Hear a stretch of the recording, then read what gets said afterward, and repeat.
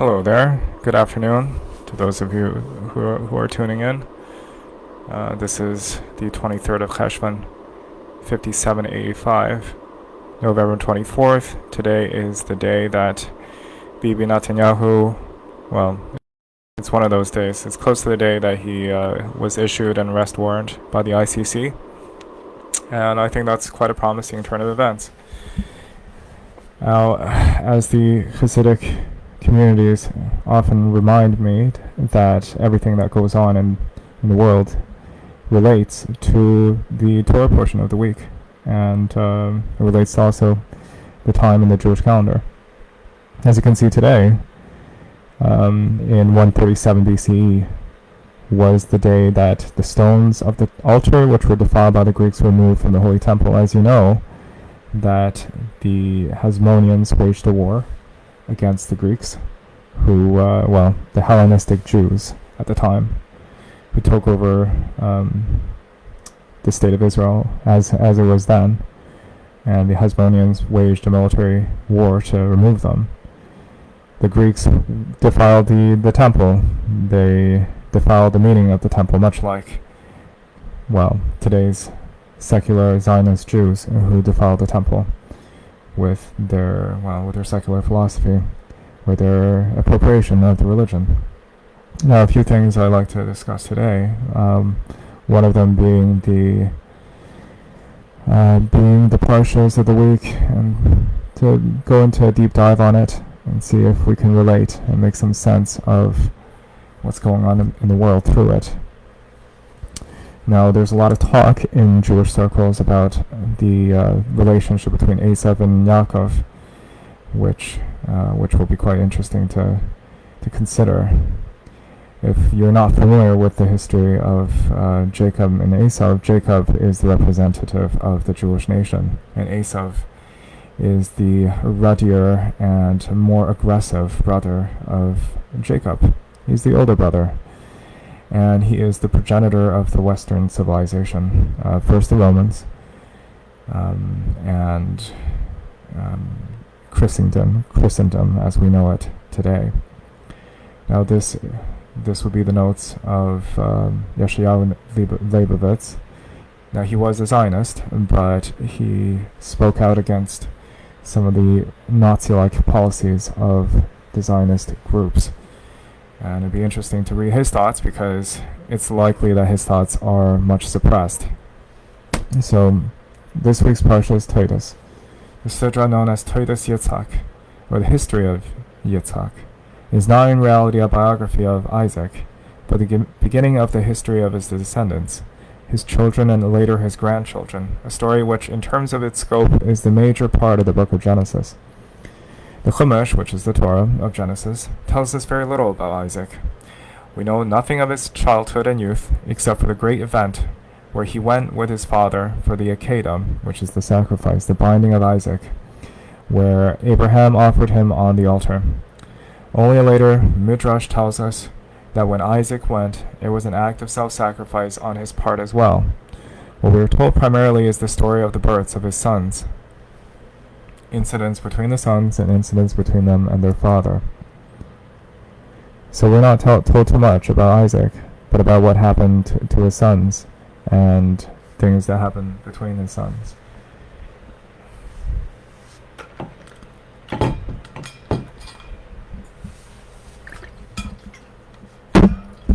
In terms of Isaac's life, all we hear is the struggle, the triangle of Isaac, Rebekah, and Abimelech. So we don't really know much about Isaac's life, which is a kind of repetition of the case of Abraham, Sarah, and Abimelech, and we hear of the wells that he dug. So the story of the Torah tells about Isaac traveling to the land of Abimelech, and his wife Rebekah was abducted by this king, Abimelech, which is a general name for the king of that land. The similar thing happened between Abraham, Sarah, and Abimelech. Sarah was also abducted by the king of the land, and God performed a miraculous rescue. And what happens to be a very interesting point, Isaac, who at first blush seems to be The most passive character is the only one of our forefathers who attempts to realize the goal of acquiring the land by an actual attempt at settling it. A theme that is recurring today, that the Jewish people are attempting to settle the land. Abraham and Jacob were both nomads. Only Isaac, who we are told sowed and watered the soil, obtained crops from the ground.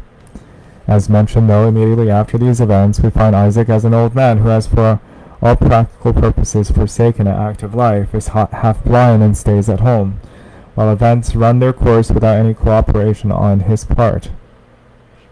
It is said that Isaac's eyes were blinded by the incense of Esau's wives, who were idolatrous. As opposed to this, the story of Jacob, which begins in the same Sidra, is in terms of scope the major portion of the Chumash of Genesis, and evokes a human image that we learn to know in all its detail. Jacob's character emerges from the book with great clarity, in a much more live and colorful form than not only Isaac, but even Abraham, of whose childhood and youth we know nothing. For example, we know absolutely nothing about Abraham's mother, and only a very late midrash gives her a strange name, which has no basis in the Torah text. On the other hand, regarding Jacob, we know of his conception and birth, of his childhood and youth, and this is the full account of a person's life, with its struggles, achievements, and failures and successes. I think I will not be erring when I state that historically Jacob's life, as told in Genesis, is the first personal biography of which we are aware in world literature. The portrayal of Jacob is the most human of the forefathers. It is true that he too was among those who walked before God, but this walking was embodied in a life which included human suffering and pain, included tests which the average person also undergoes, and which are understandable to us, the common people, more than the test to which Abraham was subjected when he stood before God. So in this way, Jacob's life is more relatable. Jacob's life story includes jealousy and competition, issues between the sexes, struggles over acquisition and property, the pain of raising children, failures and victories. Jacob himself, in his old age, said that the days of my life were few and hard when compared to the lives of my ancestors. And this is discussed by the later Midrashim. Tanchuma says, he suffered greatly. A very late Midrash has God saying about Jacob, I never performed any miracles for him. On our part, we can say that all of Jacob's life was but a series of hidden miracles.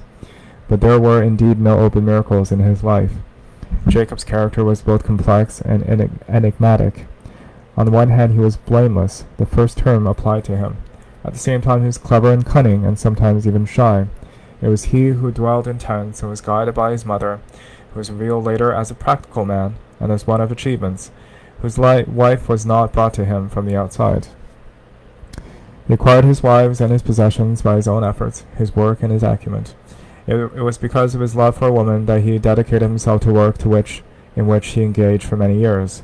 He who on the one hand appeared to be afraid of his brother, and to act obsequiously before him, was the same person that contended with God and with men.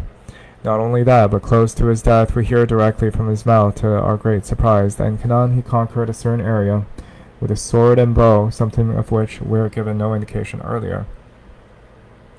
So as you might know, my name is also Jacob, and when I was given this name, Jacob was told to me by my mentor at the time that it would be a harder fate than Israel, and which has its particular purposes. I think it's a very noble name, and it reflects the kind of work ethic that Jacob is displaying. It's certainly living out some of the archetypes that Jacob represents. Whatever he was supposed to receive, he obtained in a roundabout and complex way. It was clear from the outset that he was meant to be the spiritual heir to Abraham, but he achieved this by questionable and circuitous means. It's very interesting. I've heard a story recommended by someone that we don't always acquire things in a straightforward way, and this was said to me recently, so a synchronicity. The birthright and the blessing which were meant for him, the wife who was meant for him, his wealth and his acquisitions, none of these was given to him by the straight path, but he was forced to acquire them through difficult struggles, by overcoming obstacles and with failures. And yet, at the same time, he was granted a great prophetic vision, and afterwards God appeared to him another 3 times and directly directed his life. That is reminiscent of the concept, the motif in rabbinic interpretation, that people who are more physical, people who are lower, according to Hasidic philosophy, are from a higher source. So compared to Abraham, Sarah was higher because women tend to be engaged in the physicality of the world, and hence they would have a greater prophetic connection. And the same way also with Jacob. Jacob is much closer to the ground, and by being closer to the ground, he will be closer to his connection with the Almighty above. Finally, there was this man Jacob who deceived his father. A Hebrew pun on the name Jacob, who became Israel, who contended with God and men. It is not for naught that our nation is called by his name, for our history in many ways parallels the life of our father Jacob. Well, that concludes his commentary on this Parsha, which is quite interesting because Jacob is one dimension of Israel, perhaps a shadow aspect that requires a lot of effort. Israel was a name obtained only after the struggle with the angel, and it perhaps is higher, but perhaps it is also lower. I think one cannot be without the other. There is not one that is superior and one that is inferior. Certainly, Jacob is a name that requires a lot of, well, it demands a lot of respect for the amount of work that's required to maintain it. And such is the fate of Israel, that we require a lot of effort in terms of our struggle towards fulfilling the will of the Almighty. Esau is every obstacle that is both external and internal. External in the sense that the secular world does not appreciate a life devoted to God. It appreciates a life devoted to physicality and pleasure. And it's not to say that a life of God is not pleasurable, but it is a different kind of orientation altogether. So, moving on to Nechama Leibovitz, who was Yeshayahu Leibovitz's sister. She was also an academic biblical scholar, but she was one of the first female academic biblical scholars that I know of who writes commentaries to the Torah, and that's quite a rarity, and I think quite a necessary progression from a very patriarchal tradition.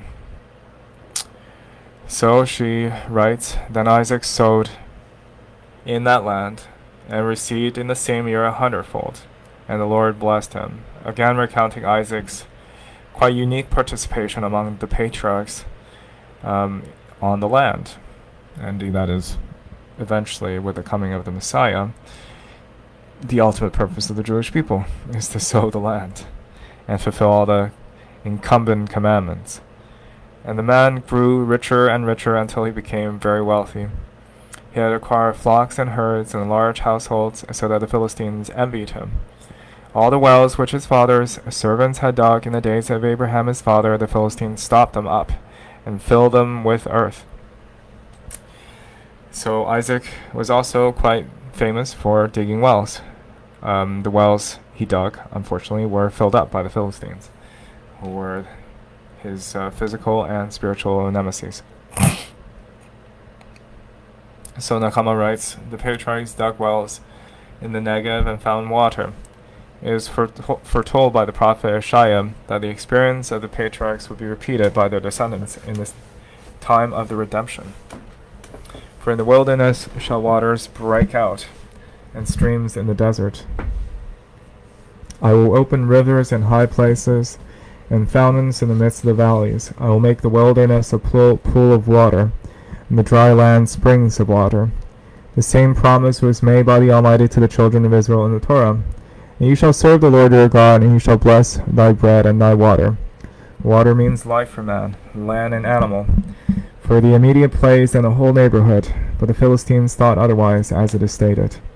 All the wells which his father's servants had dug in the days of Abraham his father, The Philistines stopped them up and filled them with earth.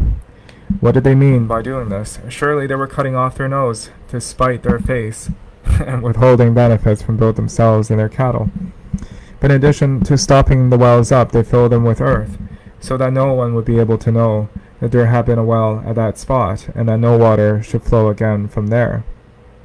So this is the paradox, because why would the Philistines oppose Abraham and oppose Isaac, who were there to bring benefit to them all? And this reminds me of my personal struggles to bring benefit to institutions.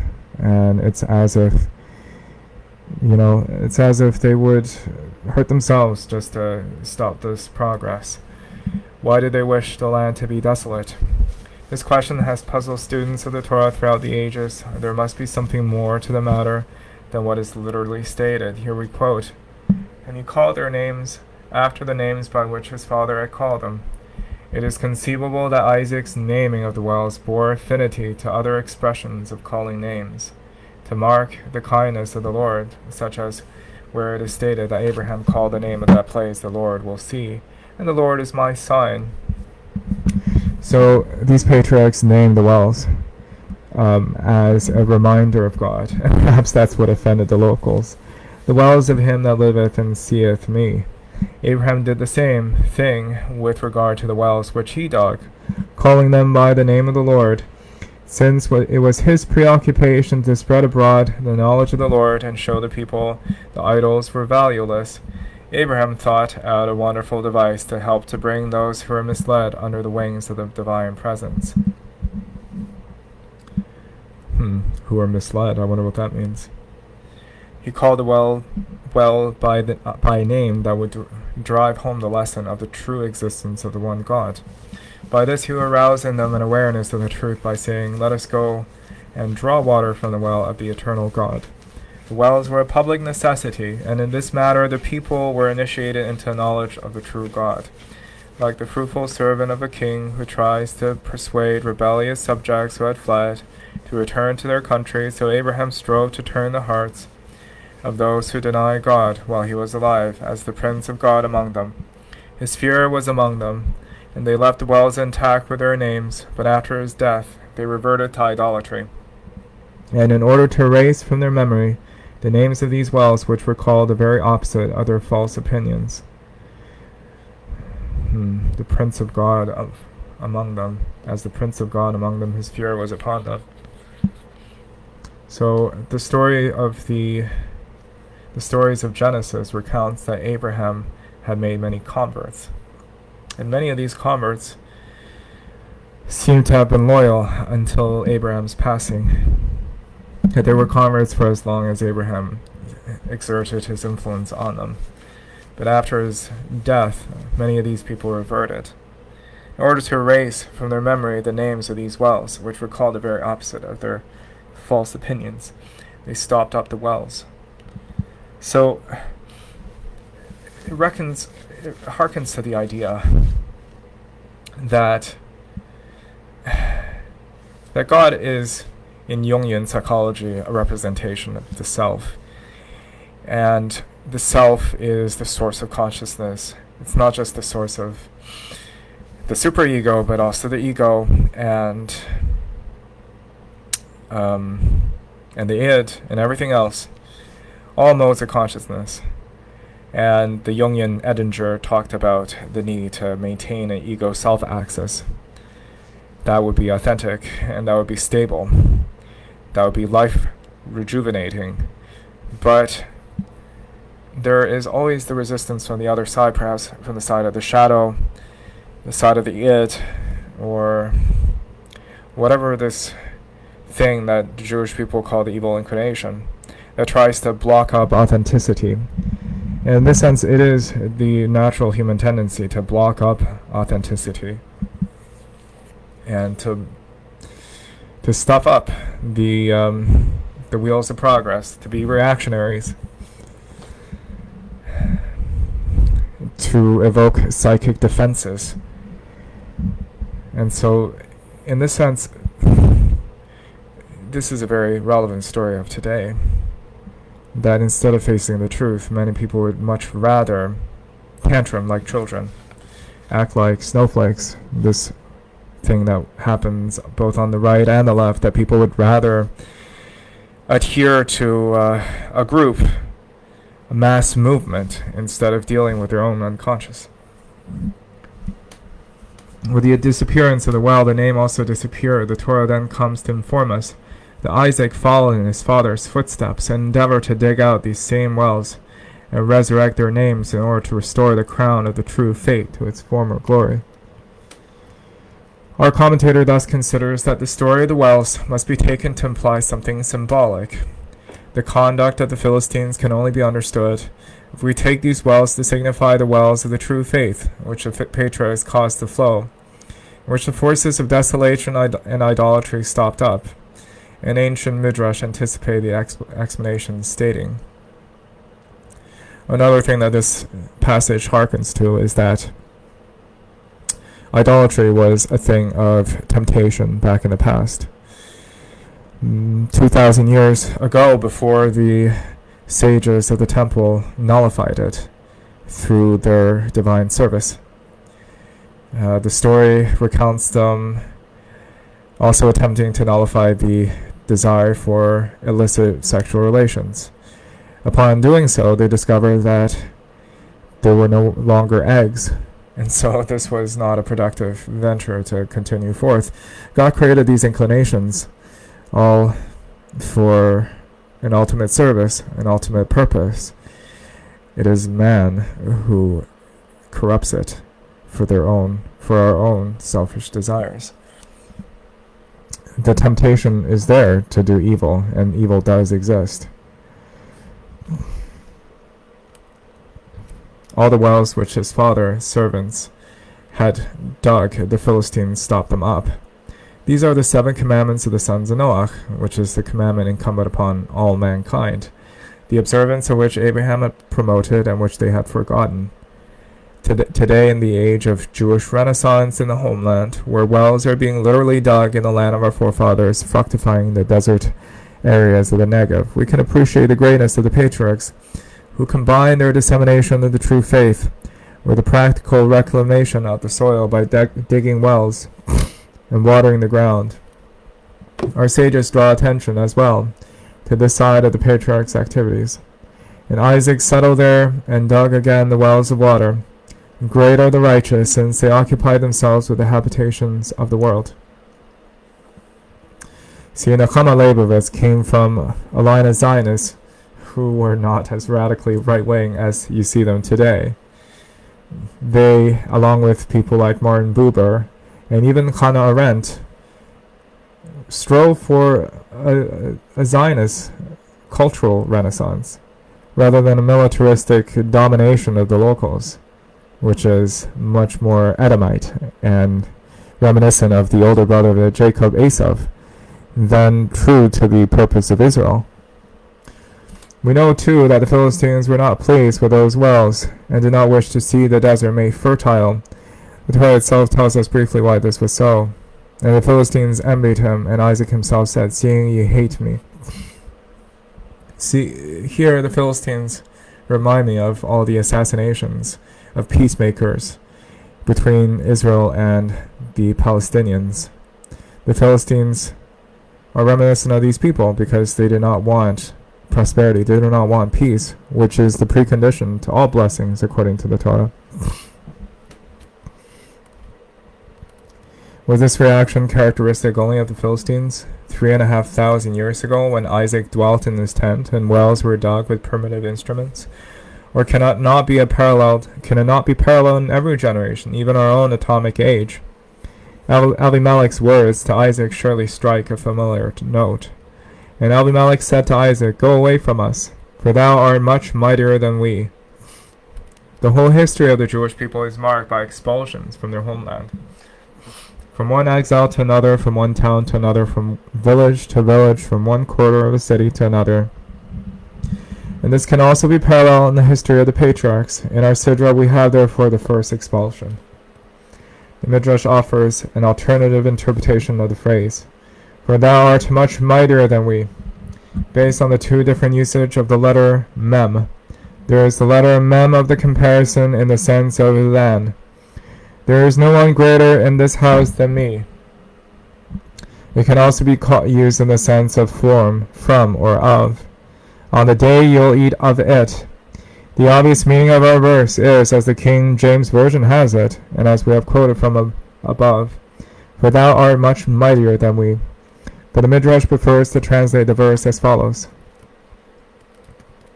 Abimelech said, all the might that thou hast gotten, is it not from us? Formerly you had only one flock, and now you have many. The Midrash then reads the verse as follows. For thou hast become mighty from us.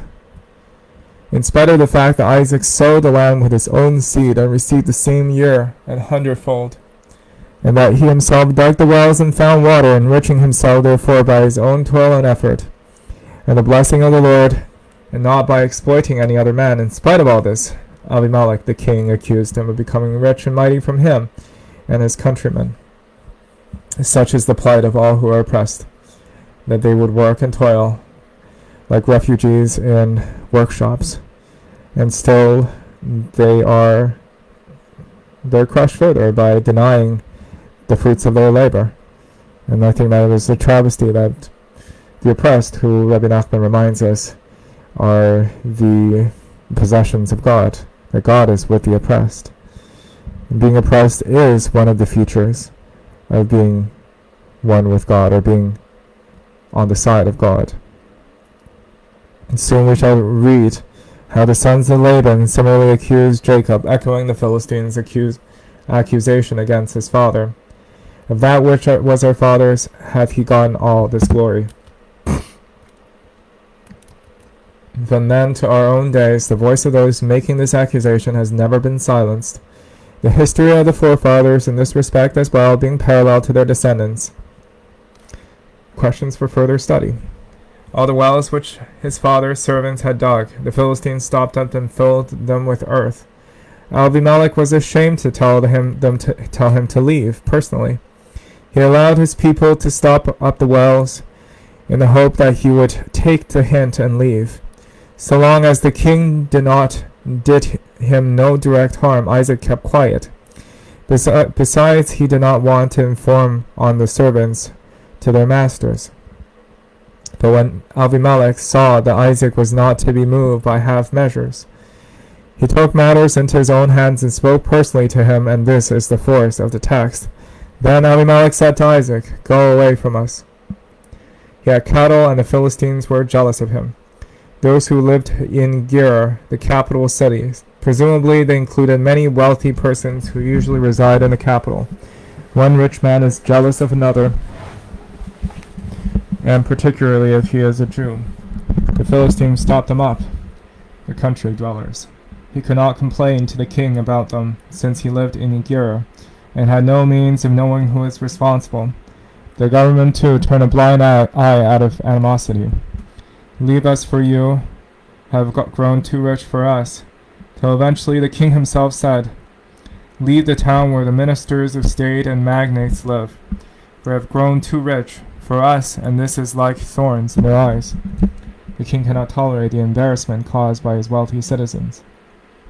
I am therefore obligated to violate my treaty with Abraham, in which I promised him the right of his descendants to live in this country, wherever he desires, the same as all the other native inhabitants.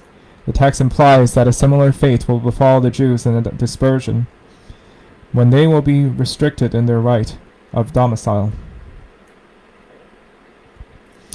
Well, I think this is a place to leave it, and hopefully come back at a later time. This place doesn't allow for footnotes. Well, let's just finish this part. The Philistines stopped them up, so that his sons should not maintain their hold on them after his death. By this they behaved most unfairly to Isaac, since water was very precious in that district, and in particular to feed the large numbers of cattle he possessed. Abraham had presented Abimelech with 7 ewes in witness of his ownership of the well, and Abimelech had given him his word. Now the Philistines in their viciousness stopped up the wells Abraham had dug, and which Isaac had reopened. Go away from us. The king and his princes were not affected by the jealousy of the people. But Abimelech was afraid that the local inhabitants would, in their jealousy, rebel against the king too, who loved Isaac, and would cause serious trouble. For his own benefit and for Isaac's too, he quietly suggested to him that it would be better for him to leave town. By making himself scarce, he would be doing both of them a good turn.